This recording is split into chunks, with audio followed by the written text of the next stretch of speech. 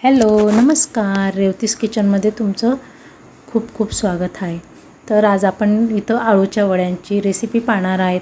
तर तुम्ही माझ्या चॅनलला सबस्क्राईब केलं नसेल तर सबस्क्राईब करा आणि व्हिडिओ शेवटपर्यंत नक्की बघा. तर इथं मी छोट्याशा टपमध्ये आळूचे पानं लावलेली आहेत. छोटे छोटे पानं, छान पानं आलेली इथं. तर आपण इथं पानं कट करून घेतली, छान स्वच्छ धुवून घेतलेली. बघा अशी पानं निघाली, भरपूर माझे 10 ते 12 पानं निघालेली. तर या पद्धतीचे पानं कट करून घेतली, छान स्वच्छ धुवून घेतली, पुसून घेतलेली आहे. आता इथं आपल्याला शिरा काढून घ्यायचा आहे. या पद्धतीने सुरीच्या सहाय्याने हळूहळू काढायचे, म्हणजे जेणेकरून आपलं पान फाटणार नाही शिरा काढताना. तर हे आळूच्या वड्यांची पानं आहे. या आळूच्या वड्यांची पानं आपली अशी तिघं साईडने टोकदार असतात या पद्धतीने, आणि आपले भाजीचे पानं असतात ते वेगळे असतात, ते गोल असतात तिघं साईडने. आणि आळूच्या वड्यांची पानं असे तिघं साईडने टोकदार असतात. तर हे आपल्या आळूच्या वड्यांची पानं आहेत. तर आपल्या इथं शिरा काढून झालेलं आहे, आणि लाटण्याच्या सहाय्याने आपल्याला असं लाटून घ्यायचं आहे, म्हणजे जेणेकरून आपलं पान मऊ पडतं. जेव्हा आपण रोल करतो तेव्हा आपलं पान फाटत नाही. तर या पद्धतीने आपल्याला लाटून घ्यायचं. बघा असं छान मऊ पडतं आपलं पान. जे रोल करताना, जेव्हा आपण रोल करतो तेव्हा फाटत नाही. या पद्धतीने मी सर्व पानं असे तयार करून घेतलेले, छान स्वच्छ धुवून शिरा काढून आणि लाटण्याने लाटून घेतले. इथं 10 ते 15 आपण लसणाच्या पाकळ्या घेतल्या आहे, अद्रकचा तुकडा घेतला आहे, 8 ते 9 आपण हिरवी मिरची घेतली, तिखट, एक चम्मच जिरं घेतलं आहे, अर्धा चम्मच हळद घेतली, चवीपुरतं मीठ घेतलं आहे, कोथिंबीर घ्यायची, आणि थोडंसं पाणी घालून आपल्याला हे वाटण तयार करून घ्यायचं आहे मिक्सरला. तर वाटण तयार झालेलं आहे आपलं. तर इथं एक कढई घ्यायची, त्याच्यात आपल्याला हे बेसन पीठ घ्यायचं आहे.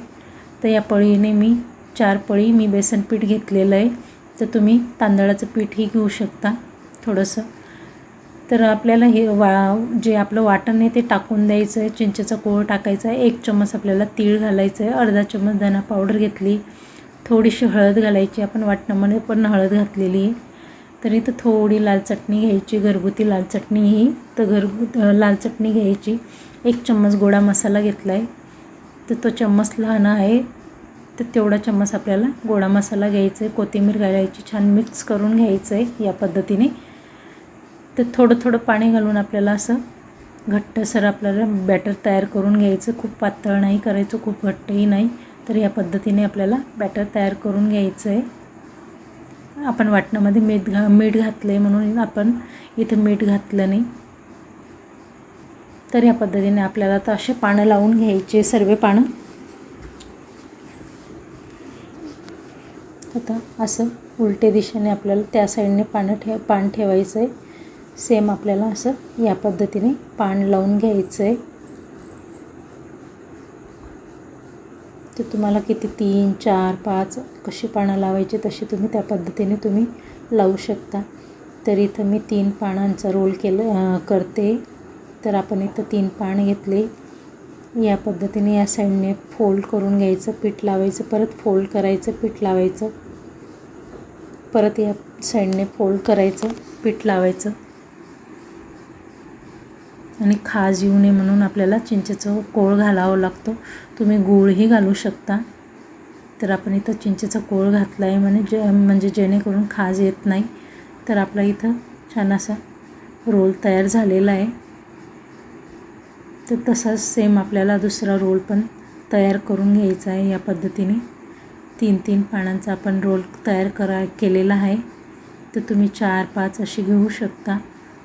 तर या असे फोल्ड करायचे दोन्ही बाजूने, परत तिकडनंही फोल्ड करायचं, असं रोल करून घ्यायचं आहे. गॅसवर पाणी ठेवायचं आहे आपल्याला एका भांड्यात, छान उकळू द्यायचं आहे खळखळ. तर आपले इथं रोल सर्व तयार झालेले. पान छोटे छोटे आहेत म्हणून आपले रोल एकदम छोटे आलेले, लहान लहान रोल आलेले. तर इथं स्टीलची जाळी घेतली, तेल लावून घेतलेलं आहे. तर सर्व रोल आपल्याला ठेवून घ्यायचं आहे. पाणी आपल्याला छान उकळू द्यायचं आहे, मगच आपल्याला जाळी ठेवायची, मग आपल्याला रोल ठेवायचे, वरून झाकण ठेवायचं आहे. तर 20 ते 25 मिनटं आपल्याला वाफवून घ्यायचं आहे. आता आपले रोल तयार झालेले. गॅस बंद केला आहे. सुरीच्या सहाय्याने आपल्याला चेक करून घ्यायचे. तर पीठ नाही लागलं तर समजायचं आपले रोल रेडी आहे.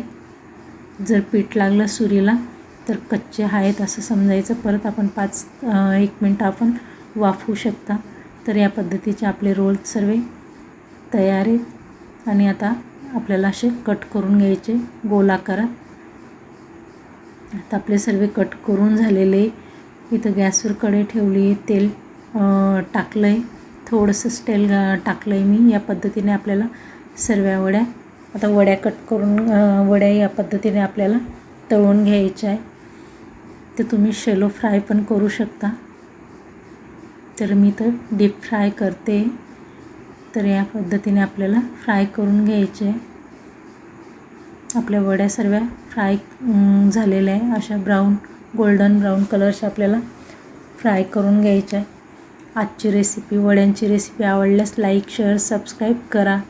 रेडी आहे आपल्या वड्या, छान कुरकुरीत गोल्डन ब्राऊन.